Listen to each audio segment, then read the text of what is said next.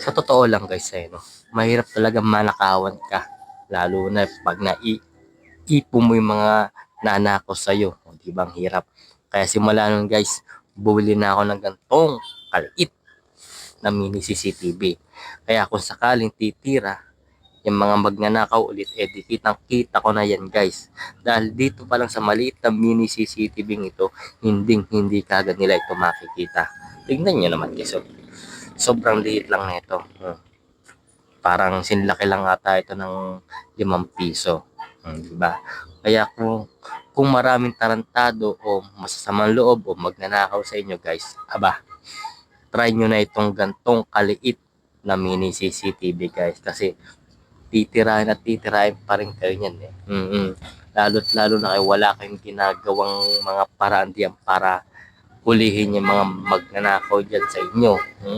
Mahirap na guys. Araw-arawin ko, hindi naman araw-araw. O kung sakaling titira ulit, o di ba?